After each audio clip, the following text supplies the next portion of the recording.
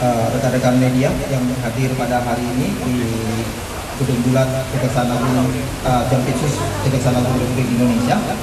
Dan hari ini kami ingin menyampaikan konferensi pers. Ini konferensi pers langsung dan juga kami selenggarakan melalui virtual, melalui streaming pada Instagram Kejaksaan Republik Indonesia.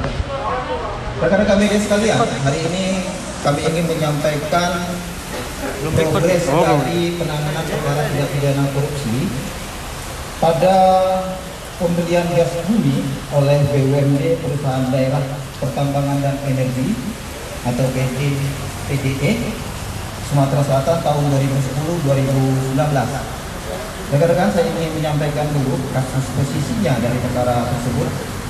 Yang pertama, tahun 2010 pemerintah Sumatera Selatan memperoleh alokasi untuk membeli gas bumi bagian negara dari atau dengan Joint Operating Body atau JOB PT Pertamina, Tasliman Limited, Pacific Oil and Gas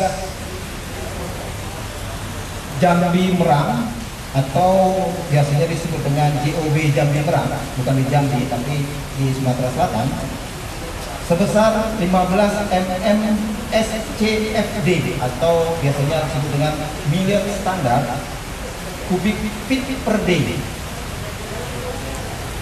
berdasarkan keputusan Kepala Badan Pengelolaan Minyak dan Gas atau BP Migas atas permintaan Gubernur Sumatera Selatan.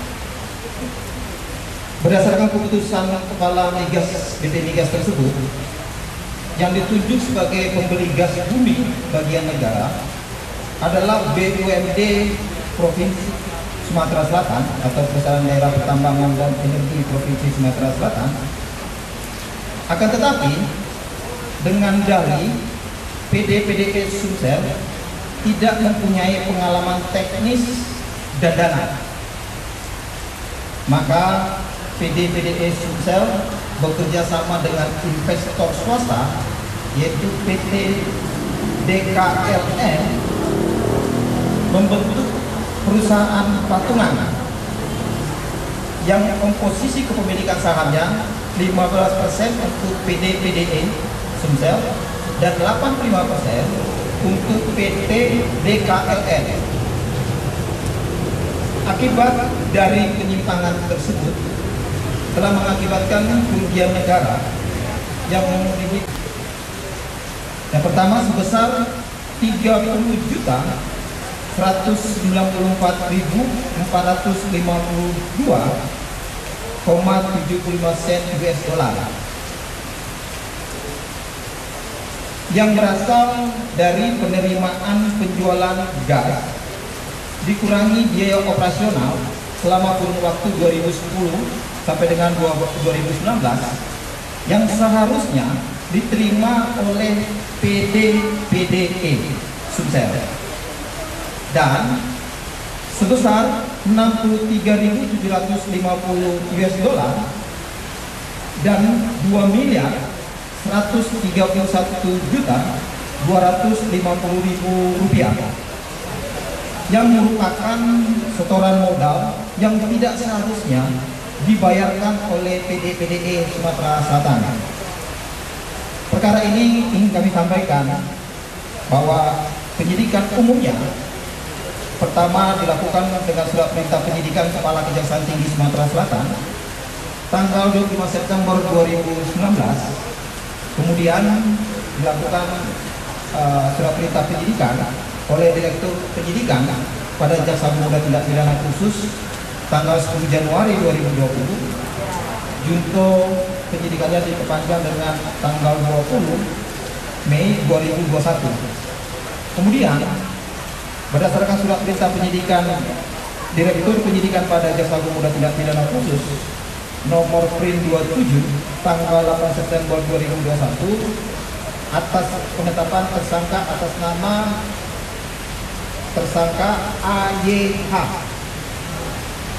Kemudian surat penetapan yang tadi pertama surat perintah penyidikan ya.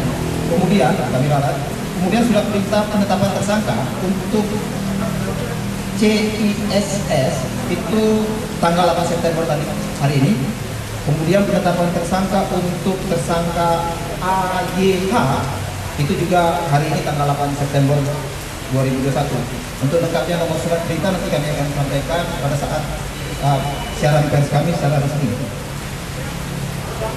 Secara singkat, apa yang dilakukan oleh kedua tersangka yang baru saja saudara rekan-rekan lihat?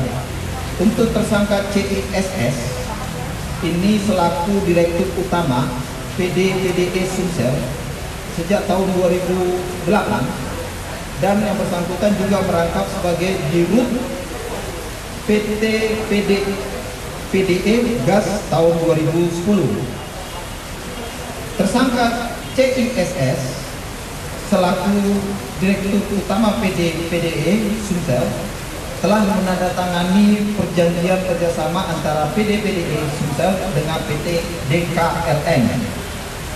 Kedua, untuk tersangka AYH. Tersangka AYH adalah Direktur PT DKLN sejak 2009 dan juga merangkap sebagai Direktur PT PDE Gas sejak tahun 2009 dan juga Direktur Utama PD PDE Sumsel sejak 2014. Tersangka AYH ini pada saat yang sama juga merangkap sebagai jabatan sebagai Direktur DKLN dan Direktur PD PDE Sumsel. Hari ini baru saja rekan-rekan saksikan kedua tersangka ini oleh penyidik untuk dilakukan dalam rangka mempercepat proses pemeriksaan telah dilakukan penahanan terhadap kedua tersangka hari ini ditandatangani oleh Direktur Penyidikan. Untuk tersangka CISS dengan nomor surat perintah penahanan nomor 19 tanggal 8 September selama 20 hari terhitung hari ini tanggal 8 September sampai dengan 27 September 2021 ditahan di Rutan Salemba Cabang Kejaksaan Agung RI. Dan untuk tersangka AYH penahanannya dengan surat perintah penahanan nomor 19 tanggal 8 September 2021 juga dilakukan penahanan selama 20 hari terhitung sejak tanggal hari ini 8 Desember sampai dengan 27 September 2021 di Rutan Salemba Cabang Kejaksaan Negeri Jakarta Selatan.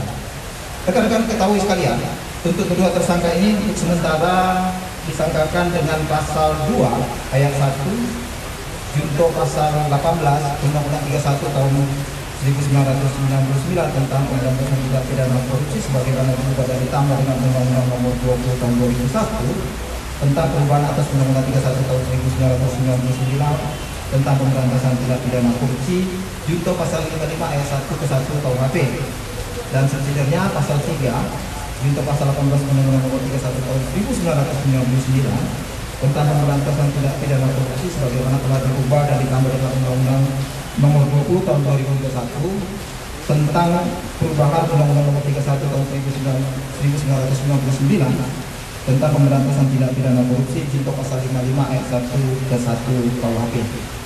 Rekan-rekan sekalian, sebelum dilakukan penahanan, kedua tersangka juga dilakukan pemeriksaan kesehatan dan COVID-19 swab antigen untuk swab antigen dan hasil pemeriksaan tim kesehatan kedua tersangka sehat dan negatif dari COVID-19.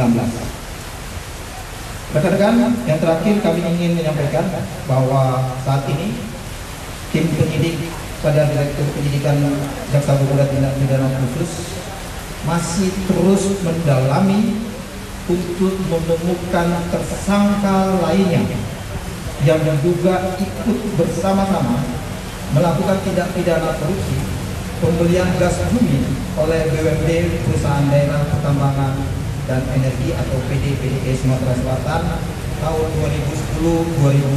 2010-2019. Demikian kira-kira rekan-rekan apa yang bisa kami sampaikan kepada rekan-rekan media. Ada pertanyaan? Cukup? Masih dalam penyidikan kan? Kalau bukti dasar dari kedua tersangka ini apa Pak? Tadi kan sudah kami sampaikan modusnya dengan perjanjian JOB dan seharusnya tidak. Cukup? Tanggal bukti Pak. Sudah. Tidak ada penyitaan.